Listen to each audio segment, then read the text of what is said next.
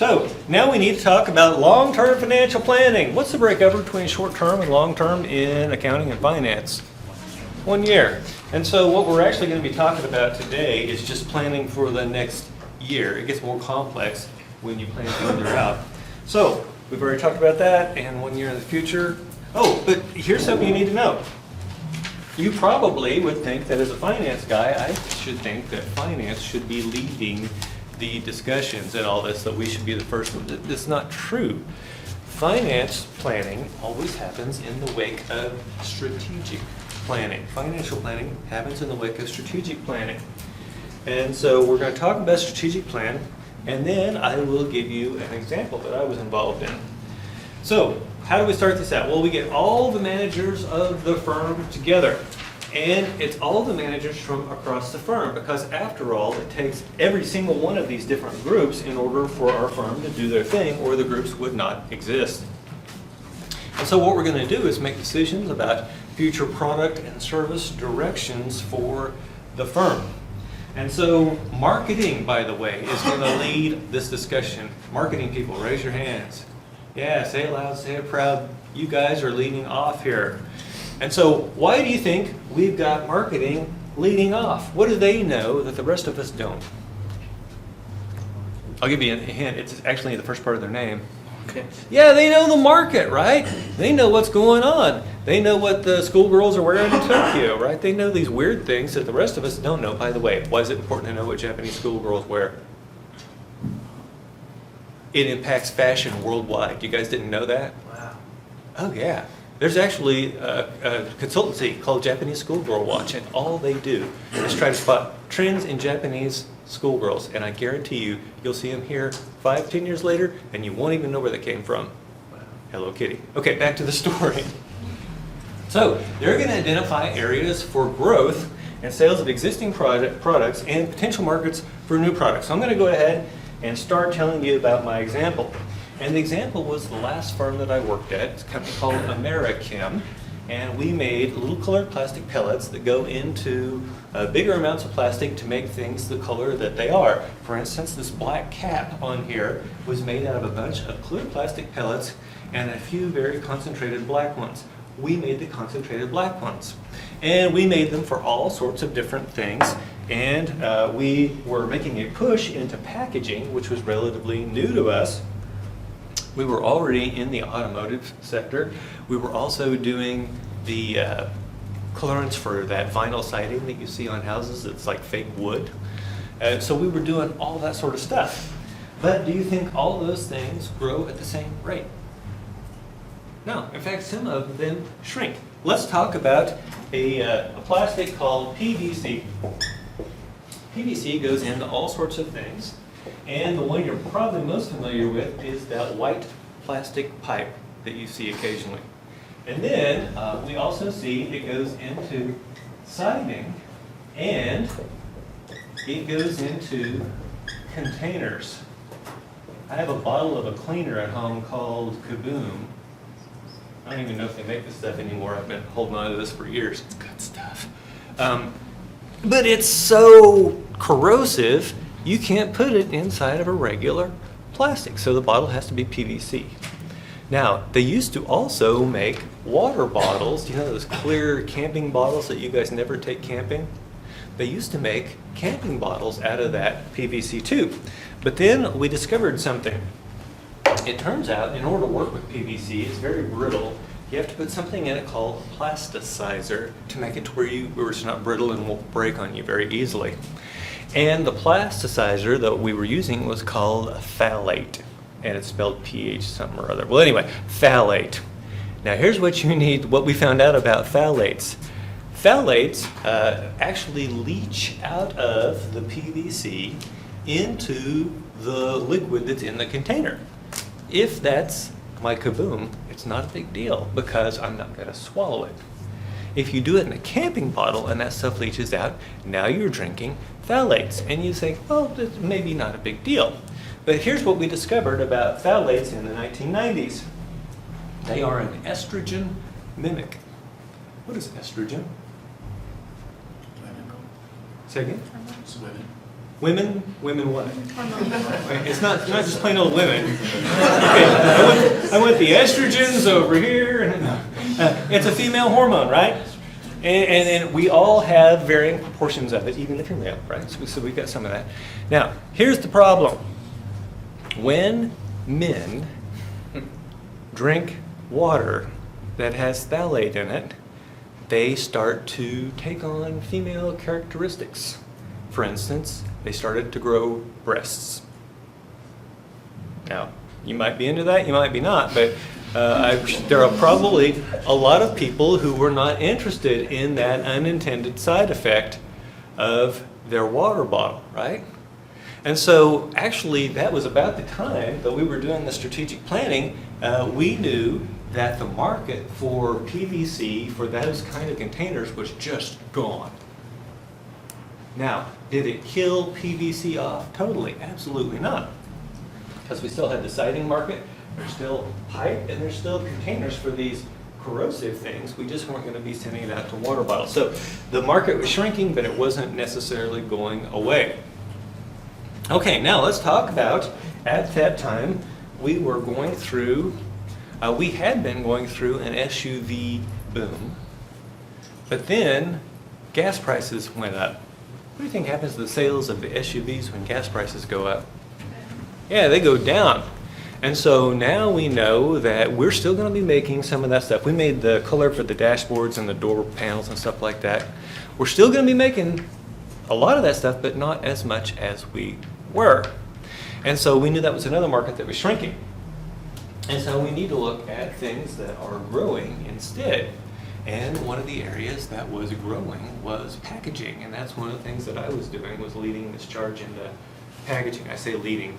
It was more like following the first guy to see if he got shot first, right? Never be the point man. Get back to the story.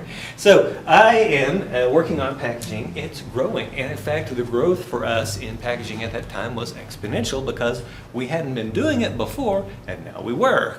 And I just landed this huge contract with it's the product I told you about earlier. And so now what we have is we have to figure out how we're going to make more of that packaging stuff and what that's going to mean for, and less of the PVC and less of the automotive stuff. How are we going to do all that at the same time? Now, some of those things, we were very fortunate in that we were able to repurpose assets from the automotive into doing packaging. It's the same process. Unfortunately, you can't repurpose the process that was doing the PVC. So there are all these questions that we have to ask about how's this going to impact us. Now, by the way, I just gave you a little bit of engineering feasibility there. If someone said, hey, we should just use this old PVC equipment to start making stuff for packaging, polyethylene terephthalate, which is those water bottles that you guys don't use anymore because they hurt the whales or whatever. You know the disposable ones? That's PET, right? You can't use the same machine to do that you did to use PVC. And so that's where the engineers come in. They're like, no, that's not even possible. I'll give you an example off to the side here. Marketing might come in and say, let's do a mobile phone that you can roll up and stick it behind your ear. Wouldn't that be cool? Yeah. And then in this whole engineering thing, the engineers, by the way, do you think that sounds like a cool idea to engineers? Oh yeah, oh yeah, oh yeah. See, here's the trick that you guys aren't getting right now. Engineers love a challenge and they're spending other people's money. Do you remember the agency problem? Oh yeah, when I was an engineer, I had hundreds of thousands of dollars to play around with. Oh my goodness, it was like the world's most expensive Tinker toy set, right? Now, I still have the desire to tinker, but I don't have anyone else's money to do it with. Do you think my projects are more modest in scale? Absolutely they are. Okay, back to the story. Engineering says, yeah, that's actually feasible. By the way, the technology to do that has already been developed at the University of Akron. It's already been done. Now, it's technically feasible, but then we have to go on to accounting and procurement. And procurement says, wait a minute, the flexible screens that you're talking about, they're about $10,000 a piece. Engineers would love to do this phone. Accounting is saying, wait a minute, and procurement, like, no, There's no way we could do that and make money because, and then you go back and ask the marketing people, how much would people pay for that? And they say, well, $2,000. The screen itself costs $10,000. Do you see where this is going badly? Right. And so that's why we have to have all these different people involved. And so the managers are going to have to decide what new products to introduce, and they're going to have to decide what we need to increase of our current production, and then also what needs to be decreased or go away. And then we need to figure out what kind of, how much assets are we going to need in order to make this strategy work. So first of all, we figured out what we're going to do. Secondly, we need to figure out how we're going to do it. And thirdly, we need to figure out how much these assets are going to cost. And finally, at that point, now we are ready to do our financial planning. And the assumption that we make is that our increased assets or increased sales might need to lead to increased assets. So we're going to make a very simple assumption that our assets have to increase at the same speed as the assets. We're going to see that that is an overly simplistic assumption, and we'll relax it, but that's what we're going to do to start out with. Any questions? By the way, what would you prefer to do? Have to buy new assets or be able to make everything you want with the current assets? Not current assets, the present assets. Yeah, I'd rather work with the stuff we've already got, right? It doesn't cost any money and we know that it works. So I just told you about American. So now we're on to the financial plan. And it's going to follow the strategic plan. And it's all about how we're going to finance the new assets that we need to achieve that strategic plan. So the capital budgeting process has already been done. Now we're going to find out how to finance those assets that we're going to buy or build. And there are basically three ways that we can fund new assets. There is internal equity. Let me tell you where internal equity comes from. When we earn money, let's call that net income, then perhaps we pay out a portion of the net income in dividends. The money that's left over is called what? Yeah, retained earnings, and it goes into the accumulated retained earnings of the firm, which happens to reside on the balance sheet. Which part of the balance sheet? Equity. It's actually part of the equity. And so that's where our internal equity comes from. And then we have the option to get equity externally. How do we get equity externally? Yeah, if you issue new stock, you can raise external equity. Now, what's the downside to doing that? Well, you're diluting the voting rights of the previous people and their earnings per share. So there's positives and negatives to that. And then finally we have debt. And I'm going to tell you that all debt is external. All debt is external. Occasionally I will have a student who works for SRC. Anybody here work for SRC? Okay, so let me tell you about SRC. They are a local conglomerate. And they have all these different operations, and basically their mission statement is something like make money. So if it's, hey, I like it. If they find a business that's profitable, they'll jump into it. And when one of these subsidiaries wants to jump into a new area, they can borrow the money to do so from the mother corporation. Now, here's the question. Where did that money come from at the mother corporation?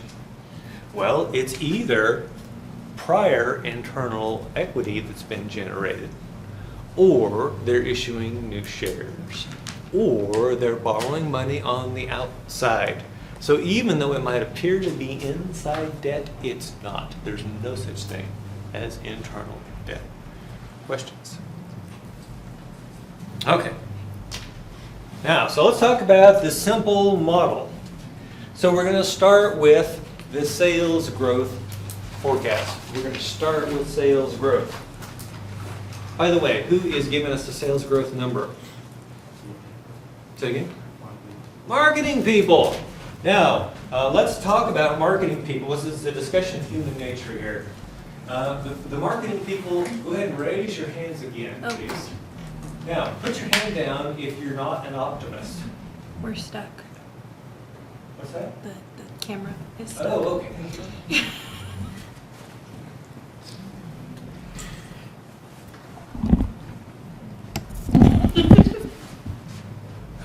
Yeah, thanks for letting me know. Hey. I had teaching evaluation comments. They said, the camera's jerky. Who have you got running it? It's a $40 thing I bought off Amazon. Okay, back to the story. What were we talking about? Oh, marketing people! But let's do this a different way since you guys can't hold your hands up for more than 2 seconds. Raise your hand if you're a marketing pessimist. There's no such thing.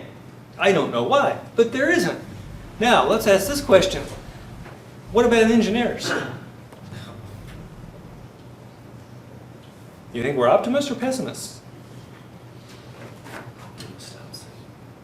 Optimists, really? One of the hope to make things. Let me bring this really close to the ground for you. You're flying on an airplane. Do you want it to have been designed by an optimist or a pessimist? Yes, pessimist. Oh hell, I'll bet this will work. No, right? Okay, what about accountants? What do you think about them? Yeah, they're pessimists. And so why am I telling you this? When you get numbers from people, you'll always have to ask yourself, where are they coming from? And so I had this boss, Bob, and he was a marketing guy. And Bob was an optimist. He's also the one that flirted with the 8.5-month-old pregnant, 8.5-month pregnant woman. Okay, so back to the story. I'd say, Bob, what do you think this market's going to do next year? Bob had been around a long time. Bob said, I think it's going to grow 20%. And you know what I'd walk away and say? Okay, fellas, 10%. Why? Because Bob's estimations were consistently double what they should be. Right? Does that make sense? Okay, now, marketing people, when you ask them, what kind of price can I get for this product? What do you think happens? Once again, oh yeah, people are going to love that. $19.95, free shipping and handling. No, it's more like a $10 product, right? So, my point to you is this. Always take these numbers with a grain of salt. And all of these are swags. What's a swag? Anybody know? Mr. Bowrichter, do you know what a swag is? No. Okay, so a wag is a wild ass guess. And don't get tickled, it's ass like a mule, right? A wild. So a wag is a wild ass guess. A swag is a scientific wild ass guess. I'm not kidding, this was one of the first terms I learned in industry. I had this boss down in Oklahoma. He always had a big wad of chewing tobacco in his mouth. I said, Dan, how do we know what this is going to be like in a year? He's like, take a swag at it. Which is, I'll translate, take a swag at it. And I said, what the hell's a swag? He says, it's a scientific wild-ass guess. He says, do you know nothing? I said, no. He says, so you know something? And he said, yes. He says, then you're qualified to make a swag. Okay, back to the story. Bob was giving me a swag, but of course, I know that Bob's swags were high. I also know that the cost stuff that I probably get from accounting and procurement, they're going to tell me costs are going to be higher than we probably think that they will be, because they're covering themselves. And we did it in manufacturing too. When they would tell us that they needed us to price out building something, we would say, oh yeah, that's going to take forever, and we can't build that for less than $100,000. And then we would always come in and build it for like $80,000 or $90,000. Almost always. Very seldom did we lose money on such a deal. Now, why did we do that? Because you'd rather be under cost than over cost. Yeah. So here's another business lesson for you today. I'll erase this here in a minute. But under promise, over deliver.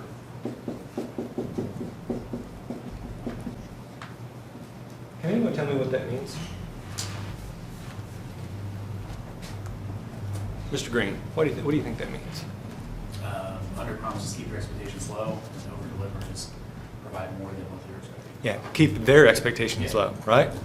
When someone would ask me when they could get a sample of one of our products, I would call the guys at the lab. They're like, oh yeah, we can get that done by Tuesday. And I'd turn around to my customer and I'd say, they say they can have that by Friday, does that work for you? Yeah. And then when, of course the guys in the lab are gonna screw up, right? Everybody does. So I'm probably gonna get it Wednesday or Thursday. I still get it to them before they were expecting it. Does that make sense? Okay, so that's under promise, over deliver. Okay, now back to the story. We were talking about, the sales growth, and it's probably optimistic. So you may need to make adjustments for that based on what the marketing people are that you know. And by the way, if you work with people long enough, you figure out what is their bias. How far off are they? So we're going to assume the assets are currently at full capacity. What does that mean? It means that we can't make another single unit of whatever it is we're producing without investing in new assets. We're going to relax that assumption later. We're also going to assume that assets grow at the same rate as sales. And we're going to see that that is not necessarily true. I'll give you an example. You have a large building. You have half the building full of machinery producing stuff. And now you're going to have 100% growth, so you need to fill up the other half with machinery. Did we need any more building to make that happen? No. And so the assets won't necessarily go up by the same rate, but it's a simplifying assumption here. So, assuming that the assets grow at the same rate, now we're going to figure out how much in new assets do we need. And now that we know the amount of new assets that we need to figure out how we are going to pay for them. And we said there was internal equity. So one of the things we're going to do is determine the amount of addition to retained earnings that's going to come in. That's our internal equity. And then we're going to determine the external financing needed. And so that's that increase in the assets, the new assets we have to go out and buy, and then subtract out that addition to retained earnings, because after all, we've already got that money. And so what's left, that EFN, external financing needed, we have to make a decision as to whether we're going to do that with debt or with equity. And so that's the model. There is no slick little equation that we can use for this. And so you need to basically understand the model as a procedure for doing this. So everybody learns better with an example. Here we are. This is about the simplest income statement and balance sheet that you'll ever see. Our sales are currently 1,000. Our costs, that's everything, including taxes, interest, blah, blah, blah, you name it. Our costs are currently 800. That means our net income is 200. And we know that net income is equal to dividends plus accounts receivable, or no, sorry, addition to retained earnings. I got started with AR there. Well, anyway. So we know this to be true. And so the dividends plus accounts receivable has to be equal to our net income. Here we're saying the net income is 200 and that we're going to pay 100 in dividends. And so how much must the addition to retained earnings have to be? 200 minus 100 gives us 100. By the way, does dividends and addition to retained earnings always have to be the same? No. And we'll see, in fact, that we could do none of one and all of the other doesn't, as long as they combine to add up to net income. In fact, could we pay more than 200 in dividends? Yeah. What would that do to the addition to retained earnings? It's going to be negative, right? And that's going to actually reduce the equity in the company. Okay, so that's our very, very simple income statement. Now let's look at the balance sheet. It's really dirt simple too. Assets, 500. debt and equity are 250 each, and that adds up to 500. By the way, do they have to add up to the same number? Yeah. Yeah. Because it's a balance sheet. Now, the question you were actually answering in your head was, do debt and equity have to be the same number? And the answer is, of course, no, right? They just are for this example to start out with. And the last ingredient that we need before we can start moving forward is the sales growth from the forecast. And the forecast is 20%. 20%. So let's talk about what this is going to mean to us. How can I figure out the new level of sales? Well, I'm going to multiply my old level of sales by 1.2. Let's talk about why 1.2. It's 20%. So you've got your current level plus you're going to add 20%. And so we're looking at 120% is the new level compared to the old level. If I divide this by 100%, which by the way is exactly the same as dividing by 1, so I haven't changed anything, what do I get? 1.2. So that's why we're multiplying by 1.2. Does that freak anybody out? Okay. Now, that gives us 1,200 in sales. We are also making the assumption that our costs increase at the same rate as our sales. Is that a good assumption? The answer is no, because we know that there are two kinds of costs. What are they? I'll give you the first one, fixed costs and? Yeah, variable costs. So which one of those is actually going to increase? The variable. And so if we have a product with a lot of variable costs, very little fixed costs, this might be a decent assumption. If we have a product that has mostly fixed cost or mostly variable costs or mostly fixed costs and very little variable costs, maybe a rotten assumption. It's kind of a worst case scenario to assume that your costs are going to increase at the same rate as your sales. Now, there are two ways we can get to net income. Since everything else is growing 20%, we could just multiply by 1.2. Or we could take 1,200, which is our new sales level, minus 960, which is our new cost level, and that gives us 240, which is our new level of net income. Now, at this point, we haven't been told anything at all about what our dividend policy is going to be. What is dividend policy? It's deciding how much of the earnings we're going to pay out as dividends. Are we going to pay the same amount every year? Are we going to pay the same percentage of earnings every year? We've got to have that answer before we can answer the question of how those things are divided up. Any questions so far? What's the one thing we know about dividends and account in addition to retained earnings at this point? They have to add to be how much?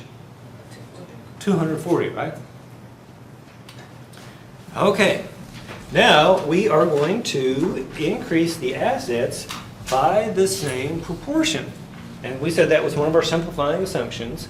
And so we're going to take that 500 and multiply by 1.2, and that's going to give us a total of 600.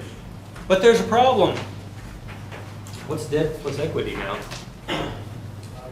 500. Is this a balanced sheet? No, it's an imbalanced sheet. So if we're just thinking about it logically, what has to happen to liabilities plus owner's equity in order for this thing to balance out again? It's got to go up by 100. And so that's going to be the amount of the new assets is going to be this 100, and we're going to have to finance that through either additional debt or additional equity. And so that's kind of what I'm showing you here. So the first thing I want you to look at here is that red arrow, where we now say the other side has to be equal to 600. Now, we haven't been told yet how to decide how much of that's going to be debt and how much of that's going to be equity until we are told something else, and that is our capital structure. They're telling us that the debt to equity ratio must remain constant. What's the debt to equity ratio of the firm in the old situation? 1. What does it have to be in the new situation? 1. And what does that really tell us about debt and equity in the new situation? They have to be the same. So what we're looking for is a number that when multiplied by 2 gives us 600. Can you guys do that math? What's 600 divided by 2? 300. I'll bet you could have done that even if it weren't on the screen, right? So now we know that we're going to have 300 in debt and 300 in equity. Now we know that we have, that means we're going to have to get 50 more in debt and 50 more in equity. The debt is always going to have to come from outside. Remember, debt's always external. And so we know we're going to have to go out and raise 50 more in debt. But that 300 is kind of up for grabs on equity. That extra 50, where did it come from? Where are the two places equity can come from? Say again? Yeah, internal and external. So internal is going to have to do with this addition to retained earnings. And external is going to have to do with going out and raising shares. By the way, what do you think we prefer to work with, internal or external? Internal. We have to pay people to go out and raise external equity, plus it sends bad signals. We'll talk about the bad signals that it sends later on. But right now what you need to know is we'd rather work with internal equity. And so if I have the opportunity to grow those assets without going outside for equity, I'm going to try to do that. Questions so far?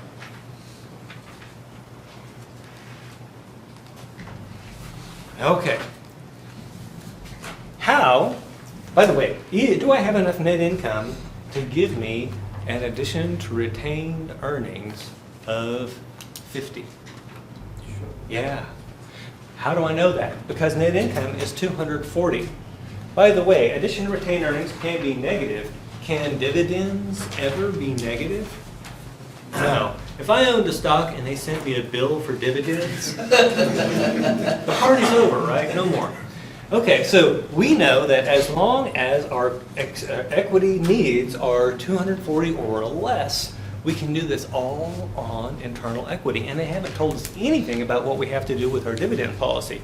So we're going to make the assumption that we're just going to pull as much from that net income that we need in order to make this thing happen and pay out the rest in dividends. So addition retained earnings is 50. How much does that mean dividends has to be? 240 minus 50 gives us 190 in dividends. And in fact, we call that very last thing that we figured out the plug variable. Now, I'm never going to ask you to identify the plug variable for a case for on an exam or something like that, but here's what the plug variable has to be. It's the thing that we have to let float in order to make everything else work out. It's the thing that we have to let float in order to make everything else work out. If I tried to control both the dividends at, say, 200 and addition to retained earnings at 50, it's not going to work. I have to let one of those things float in order for this to come out. Okay, questions so far? Yeah? So the 50 from return earnings came from those 50 that we added on equity, right? Very good. This at 50 addition to retained earnings, that's going to be that extra 50 that we needed in equity. And it is internal equity. If we had not had enough net income here to fund this situation, we would have had to have raised the remainder through external equity. Does that make sense? Okay, good question. Thank you. Now, we've been given another constraint, but they have relaxed the constraint on the constant debt to equity ratio. So this time, the new one is that we are told that the firm will be paying no dividends. The firm will be paying no dividends. So let's see how that impacts us. Start over on the income statement. We know our new level of net income is 240. And if we don't pay any dividends, dividends are going to be zero. What does that mean? Addition to retained earnings has to be. It's got to be 240. And so that is going to get added where over on the balance sheet? It's going to get added to equity. And so our new equity is going to be 490. We already know that the assets are going to have to be 600. So how can I calculate the amount of debt that I need? Yeah, we just subtract 490 from 600, and how much does that give us? 110. Now, if we start out with 250 in debt and we want to wind up with 110, what does that mean we have to do? Are we raising more debt? No, what are we doing? Yeah, we're paying debt off. And when you pay debt off, is that money into the firm or money out of the firm? It's money out. And so we're actually looking at the external financing needed here being negative 140. How do I know it's negative 140? We needed to have 110 at the end. We started with 250, right? So 110 minus 250 tells me minus 140. Does that make sense? Okay. Now, sometimes students are going to say, well, if we pay that out, it's going to reduce our assets. And the answer is no. If we don't pay out that 140, then our assets are going to be 740. How do I know? What's 490 plus 250? 740, right? And by the way, that extra 140 will be sitting in cash. Is cash a good thing for us to just be sitting on for no apparent reason? No. Now we are going to try to grow while maintaining a constant dividend payout ratio. And so the dividend payout ratio is simply dividends divided by net income. How much am I earning? We're going to see how much of that I'm actually paying out. And so previously we were told that they were paying 100 in dividends on 200 of net income. So what's my dividend payout ratio? 1 by 2, very good, thank you. How about a decimal? There you go, 0.5. Now I notice nobody reached for their calculator. I am so proud of you guys for not needing a calculator to know what that is. It's unusual. Okay, back to the story. Now in the new scenario, we have 240 in net income. My dividend ratio, payout ratio, is 0.5. How much am I paying out in dividends? Half of 240. Hopefully you can do that math in your head too. 120, right? You've got 120 there. And so if I have 240 in net income and I pay out 120 in dividends, what does that mean my addition to retained earnings is going to be? 120, very good. Now, where is that addition to retained earnings going to get added over on the balance sheet? Yeah, the equity. And so we're going to see that our new equity level is 370. How did I get that? The old level was 250. I'm adding 120. That gives me 370. We also know that our new level of assets has to be 600. How do I figure out how much debt we need in the new scenario? What am I going to do? Subtract 370 from 600, and that's going to give us, what, 230? 230. How much did we start out with? 250, and now we're supposed to get 230. So what's 230 minus 250? Yeah, minus 20. What does that mean? It means we have to pay our debt down by 20. The external financing needed in this situation is minus 20 because we are actually paying money out instead of bringing money in. Does that make sense?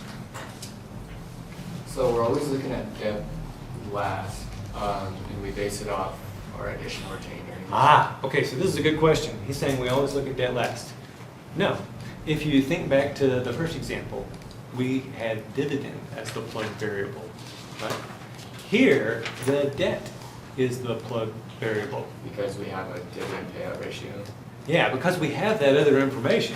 So we are fixed on what kind of dividends we're going to pay out, therefore we are fixed on what our additional retained earnings is going to be, therefore we are fixed on what our equity is going to be. So the only thing that's left that we can let float in order to make the math come out is debt. By the way, when I start working, and I've been doing this for years, but when I start working on one of these, do you think I ever at the very beginning say, what's going to be my plug variable? No. I just work the problem, and that last thing that you wind up with that you have to let float, that's your plug variable. I've never been in a discussion where someone said, hey, well, what do you think the plug variable is going to be on this thing?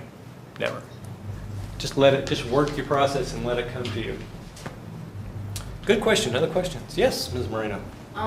So basically, the final answer that we're looking for is external financing needed, right? Is minus 20. Yeah, so like I will look at debt, and if it increased by 20, it will be positive like 20, and if it's negative from what I started, that would be the answer, right? Yes. Okay, just making sure. Oh yeah, you're on fire. So far, I haven't had us have to borrow any more money, right? I could come up with some constraints. Like I could say, well, we're gonna have to pay out all the net income as dividends, and we are not allowed to issue any new shares. Then our external financing needed for debt would be positive, right? We'd have to go out and borrow money. Does that make sense? Yeah. Question. For example, we are forecasting this for the next term. Right? And does it have to be, like, I get it, like, we cannot sit in what full of cash, but does our asset have to go up always? If we just- don't pay out the cash, absolutely. Yeah. If we don't pay out, but if Yeah. we just pay it out on dividends, then we don't have. to Yeah, go see, up. that would be the other way I could have paid it out, is if instead of paying down debt by 20, what if I had paid 140 in dividends? Then the addition to retained earnings would have only been 100. My equity would have gone from 250 to 350. 350 plus 250 is 600, and we would have been fine, Yes, what we started with 500 of asset, right? But we said we have to grow them by 100, right? right? So what I was trying to ask is it okay if we don't grow at all, if we just pay everything out in dividends? Oh, okay. So he's asking, is it ever okay to just pay out everything in dividends? And the answer is, if you don't have any need to grow your assets, That's if right. you don't have any growth in your sales, absolutely that's fine. And in fact, we recommend that you do that, and we call that kind of firm a cash cow. A cash cow has no growth opportunities, therefore there should be no new investment, therefore they should be paying out all of their net income, either through dividends or through share repurchases. Does that make sense? Yeah. Now, here's the problem. Usually with these cash cows, what ends up happening? Remember who's in charge of deciding how we spend the money? Is it the shareholders? It's the managers. And when you have managers and you got all that extra cash laying around, what do you think they're going to do? Mostly do it themselves. Yeah, they're going to waste at least a portion of that, right? Does that make sense? And they may do something crazy like go out and buy a golf grips division, right? Good question. Other questions? Okay.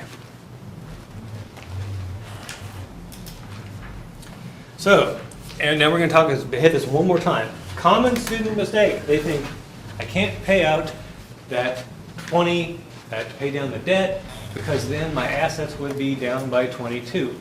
Wrong. If we don't pay it out, your assets are going to be up by the amount that you should have paid out. Don't let that freak you out. It's all just got to balance out. Now, why wouldn't we just keep the extra cash and have our assets grow to 620? We just got through saying sitting on cash is a bad idea. It's a bad idea because cash, the returns are poor on cash. Our shareholders can manage their cash probably better than we can. And more importantly, if I leave too much cash laying around, what do managers do with it? Waste it. Folks, I've seen this. I've seen this during great times when the money was just pouring in. And we're like, yeah. And by the way, I wasn't a shareholder at all. I was just an employee. And my boss, who's also not a shareholder, she says, you know, I don't think we need to drink Maxwell House coffee anymore. The free coffee is now going to be, what, Keurig? Is that how you pronounce it? And so we got, and this was back before they had the generic pods for that stuff. So this stuff is like $3, $4 a pop, and that was 1999, 2000-ish, right? Was that a good use of the extra cash that was coming in at the company? No. What would we have been better to have done? Pay out dividends, repurchase shares. It's just human nature. This is what people do. Am I saying it's right? But it's just what people do. By the way, did I enjoy the new coffee? Of course I did. Maxwell House sucks. Now, let's talk about growing while paying a set dividend and maintaining a constant debt to equity ratio. Oh my goodness, now we have two constraints. This is the first time we've seen that. So, we're going to pay out dividends of 200. If I've got 240 in net income and I'm paying out dividends of 200, then what does that mean my addition to retained earnings are? Yeah, 240 minus 200 is 40. And where is that going to add to over on the other side? Say it louder. The 40? Yeah, where's the 40 going to add to? Equity? Equity, very good. So my equity is going to go up to 290 just from the addition to retained earnings. But remember, we've got this other constraint. The other constraint said we have to maintain a constant debt to equity ratio. In order to do that, now the new levels of debt and equity have to be 300, right? And so I can fund 40 of that increase in the equity, which by the way is 50, right? Going from 250 to 300 is plus 50. I have 40 to fund that internally. What do I have to do for the rest of that money? Yeah, I've got to go external. And so I'm going to have external financing needed for equity of 10, right? 250, oh wait, 300 minus 290? So that's going to be 10 more that I've got to go out and raise externally. What about debt? Debt is always internal or external? External. How much debt do I have to go out and raise to get from 250 to 300? Yeah, positive 50. So this is back to Ms. Moreno's question.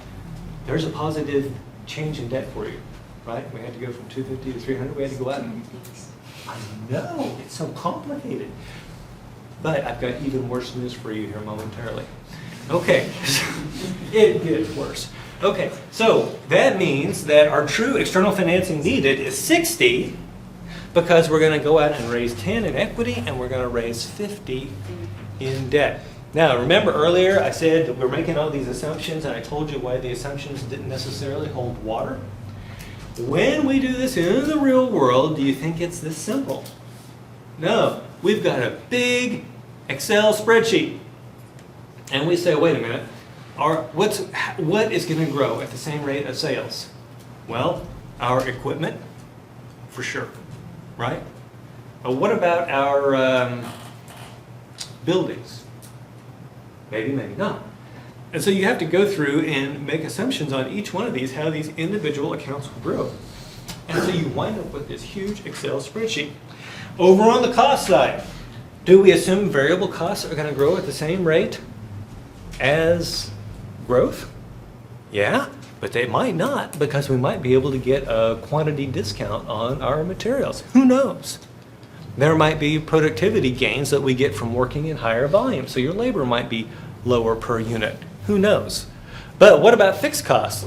Are fixed costs going to increase at that same rate? Absolutely not. And so in the real world, this is a huge, nasty Excel spreadsheet.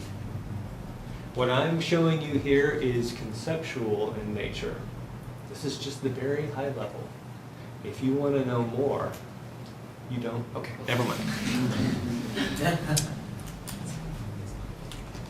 Now, so far we have said we're operating at full capacity. And we are going to relax the assumption of full capacity and assume that we're running at 90% of full capacity. So we know that our current sales of 100 represents 90% of our capacity. And so we could actually figure out that our full capacity is just 1,000 divided by 0.90, which is 90%. That tells us full capacity is 1,111.11111, and it just goes on forever, right? And so that means that we can increase sales up to 1,111.11111. Or we can increase our sales up to that without adding any new assets. Now, after we've done that, we'll be operating at full capacity, which I'm going to tell you is a bad idea here in a minute. But that means in order to get to that level of 1,200, we only have to actually increase our assets by 8%. How do I know 8%? 1,200 minus full capacity? 1,200 is the new sales, right? Minus full capacity divided by full capacity tells us, oh, and by the way, there should be a 1 plus there. We're going to be looking at 8% increase in our assets. We don't have to increase by 20%. So what is 500 times 1.08? It's 540. So how much are we actually going to need in new assets in this case? Are we going to need 100? No, Mr. Bauerichter, how much are we going to need? If we're going from 500 to 540, how much new are we going to need? 40. Yeah, we just need 40, right? Which would you rather do, raise money for 100 or raise money for 40? Yeah. So we could actually do that, and then now that we have that new level of assets, we can work the problem just the same as we did before. Now let's talk about full capacity and why you shouldn't necessarily do that. And keep in mind, I used to run a manufacturing operation. What I tried to always do is run my operation at about 80%. 80%. Just for planning purposes, I'm running at 80%. Now, here's the problem if I don't. If I'm running at 100% and one of my people screws something up, by the way, do you think people screw stuff up? Yeah. I had a guy chuck up, by the way, that's a shop term, he chucked up a $7,000 piece of Inconel 718. And on the very first pass of his tool, he took the outside diameter down smaller than it was supposed to be. In just a matter of a few minutes, he destroyed $7,000 worth of value. Not only were we now out $7,000, I had to go order another piece of Inconel 718. Inconel 718 comes from Canada. We were in Texas. You see what happens here? When someone screws up, then you have to have the opportunity to make up for the screw-ups. If you're running at 100% capacity, do you have the opportunity to make up for the screw-ups? No. That's reason number one.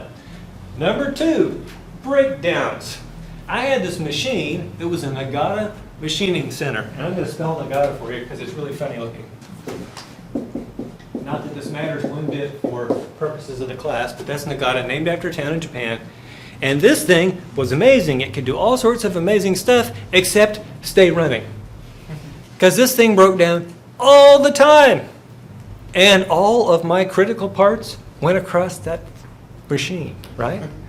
And so I had to constantly be planning for, I need to keep some slack capacity because I knew this Nagata was going to give me trouble. I knew it, right? Does that make sense? Okay, and then finally, taking on surprise orders. I used to work in the oil field, and we were making subsurface safety valves that go into offshore oil wells. By the way, if you're doing this right, if the safety valve had already been installed for the BP Deepwater Horizon, whatever it was, when that crap went down, the Gulf of Mexico would have been safe, right? The safety valve keeps that crap from coming out. And so that's what we were selling. Now, here's what you need to know. When you are doing work offshore, you always have to have a rig. And the rig rental, that's an oil rig, the rig rental at that time, and keep in mind that was 1997, 1998, was $250,000 a day. Now, it's got to be probably twice that by now, right? But $250,000 a day. And by the way, on the oil rig, everything has to be done in a certain order. They're putting the pipe in the well, and you have to screw my valve in there at some point. And then you can keep putting pipe in the well. It's not like you can just wait and well, we'll just throw that in at the end. It has to go in a certain place in the tubing string. Okay, so that means if my valve isn't there, everyone on the rig assumes this well, never mind. They stand around with their thumbs where the sun doesn't shine, right? Rig rental, $250,000 a day. By the way, do you think we have to pay the people that are out there on the rig? Yeah. Do you think we have to feed them? Yeah. Do you think we have to get rid of their sewage? Yeah. And so we're actually looking at much more than $250,000 a day. Now, luckily for me, occasionally our customers were quite stupid. And someone would forget to order the valve, and they'd be coming up on it, and the tool pusher, I know that sounds fun, the tool pusher, he would say, hey, we're coming up on needing the valve, where's it at? And they look around on the rig floor and they're like, oh crap, we forgot to order that. And so they'd reach out to me in Dallas, Texas, and I'd say, hello. They'd say, yeah, we need one of these. And I'm like, yeah, that's gonna be $300,000. What was my normal price for that particular valve? $100,000. You say, oh, Haggard, you bastard. Was it worth it to them? If I could get that valve to them one day sooner, I'm going to save them at least $250,000. So in my head, I'm doing this math. How much do I have to ask for this? How little do I have to ask? You know, I want to keep it just low enough that it's still good for both of us, right? I want this to be a win-win. And so then I was able to price premium. But if I'd been running at 100% capacity, would I have been able to take on that rush order? Absolutely not. And so what I do basically is I slip that in front of a bunch of other stuff, and because I've kept some slack capacity, I know I can still get that other stuff out on time. Does that make sense? By the way, those were glorious days when we could make money like that just with a phone call. Okay. Now, previously we have assumed if we're less than full capacity that we're going to build up to full capacity before we start figuring out our new level of assets. And I'm going to tell you, don't do that. Unless you are underutilized at the present. What if you are just running where you want to be? Like I told you, my number was 80%. If I'm running at 80% and they tell me that they want to grow sales by 20%, in order for me to continue to be utilized at an 80% level, I have to grow my assets at the same rate as sales. So it's not just if I'm going from full capacity to full capacity that I just multiply by 1 plus the sales growth in decimal form. If I want to maintain the same level of utilization, I do that. And so if I were running at 80% and I still wanted to be at 80% afterwards, I would just be multiplying things by 1.2, my assets by 1.2, not by the 1.08. Does that make sense? Okay. Let me tell you the most common mistakes new managers make when running things. Number one, they assume things are going to go to plan. Do you think things always go to plan? In fact, things seldom go to plan. How many of you are planning to pay around $4 a gallon for gas right now? Right? Things seldom go to plan. Number two, they think that if they solve a problem, the problem will stay solved. So, my first day on the job as running this new business, I'm walking around with my boss, Charlie, and Charlie names these 3 big problems. And he says, that's what's really wrong. He says, you need to fix this. I'm like, okay. I said, well, what happens? And he told me this is the order you need to attack them. I said, so what happens after I get all those done? I said, I won't have anything to fix. And he laughed, he laughed, he laughed. He said, undoubtedly, some of these things will come unfixed.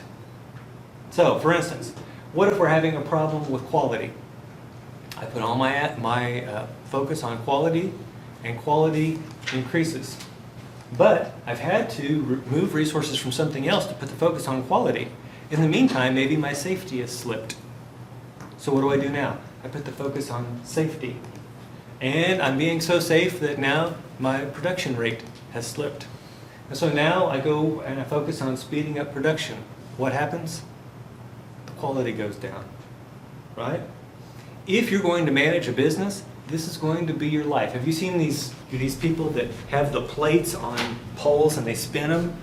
Have you seen this? I don't know what the practical purposes, but I guess entertainment. But, and then they have to keep going around. What do they have to keep doing to these plates to keep them on top of the poles? Do they just get them started and stand back? No, what do they have to do? Yeah, they have to keep going and put an extra spin on all of them. That's exactly what you're doing as a manager. And one of the things you're doing is, while you're putting the spin on this one, you've got your eye on the other 7 to see which one of them is going to need your attention next. That's the job of a manager. So, are there some problems that you can get rid of and will stay gone? Perhaps. Are there some problems that will continually crop up over time? Absolutely. Questions? Okay, so this is the summary of how we're going to solve these problems. First of all, we're going to forecast our sales growth.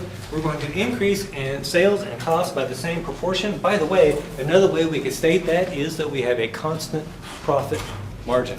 We have a constant profit margin because the net income for sales is going to stay the same at all times. We're going to look at the capacity utilization and constraints like our dividend payout policy and our capital payout policy. And we're going to use all that to figure out, so capacity utilization, figure out how much new assets we're going to need.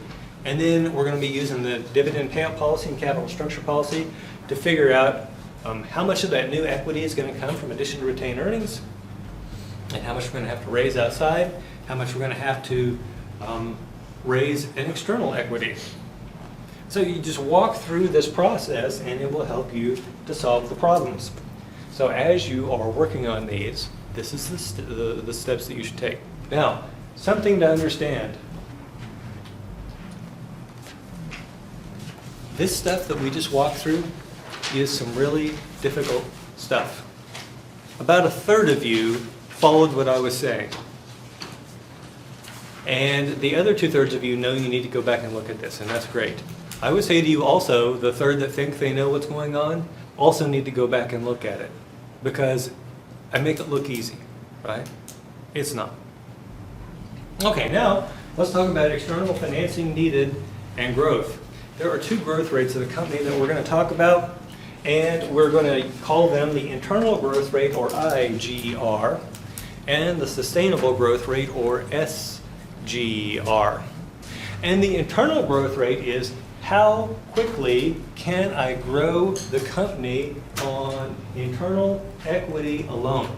And we said that internal equity comes from new addition to retained earnings. So that's where that internal equity is coming from. And when I say grow the company, I'm meaning to grow sales. And under our assumption of that assets grow at the same rate as sales, it also means that the assets grow at this rate. And it's going to be all on internal equity. Now, the sustainable growth rate is a little bit looser. It says we're going to get all of our new equity from the same place, addition to retained equity, plus we'll also go out and be able to raise enough debt to maintain a constant debt to equity ratio. So let's just get some conceptual idea here. If I have 100 in assets and I've got 10 in addition to retained earnings, under the internal growth rate, I can grow those assets from 100 to 110. But what if my capital structure is half debt and half equity?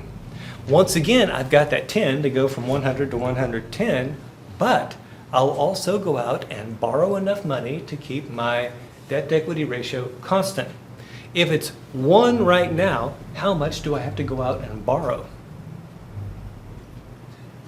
10.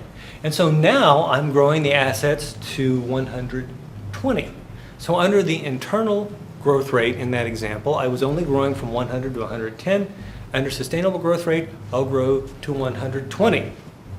So the main truth that you need to get to here is sustainable growth rate. By the way, this is good to write down. Sustainable growth rate will always be greater than or equal to internal growth rate. Sustainable growth rate will always be greater than or equal to internal growth rate. Now, what would lead to the internal growth rate and the sustainable growth rate being the same number. I'll get you started. If the company has no, Capital structure is the capital structure is what? just no debt at all. Yeah, if the company has no debt whatsoever, these are exactly the same. If the company has no debt whatsoever, these are exactly the same. It's like ROA and ROE. If the company has no debt, they're exactly the same. And as we start to add debt to the capital structure, SGR is going to climb away from the internal growth rate in the same way that ROE grows apart from ROA as we add debt. So, what do we know from a formula perspective? Internal growth rate is equal to, by the way, what does ROA stand for? Return on assets. You guys know what that is. And the next thing that we see there is a little b. The little b is known as the retention ratio or the plowback ratio. Remember we said earlier that dividends divided by net income was our dividend payout ratio? In the same situation, we had addition retained earnings divided by net income, and that would have been 100 divided by 200. And so it would have also been 0.5. What is those things always going to add up to? 1. They have to, because net income is equal to addition to retained earnings plus dividends. They have to. And so if I give you the dividend payout ratio, by the way, reading is almost as important as math for solving finance problems. You're going to blow through here, and I'm going to give you the dividend payout ratio, and you're going to say, oh, well, that's the plowback ratio or the retention ratio.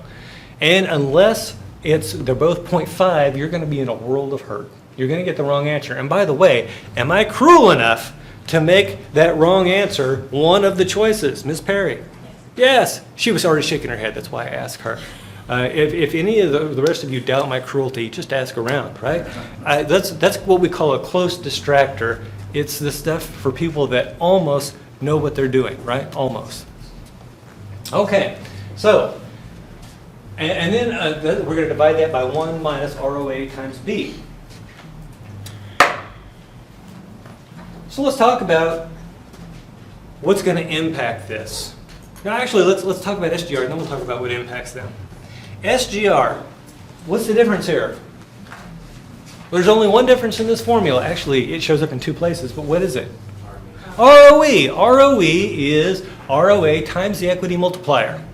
If there is no debt whatsoever in the capital structure, ROA is equal to ROE, therefore SGR is equal to IGR. Does that make sense? But as we add more debt in there, that ROE is going to climb away, and so the sustainable growth rate will get greater, greater, greater. So, what is impacting both IGR and SGR? Well, let's put our DuPont identity up here.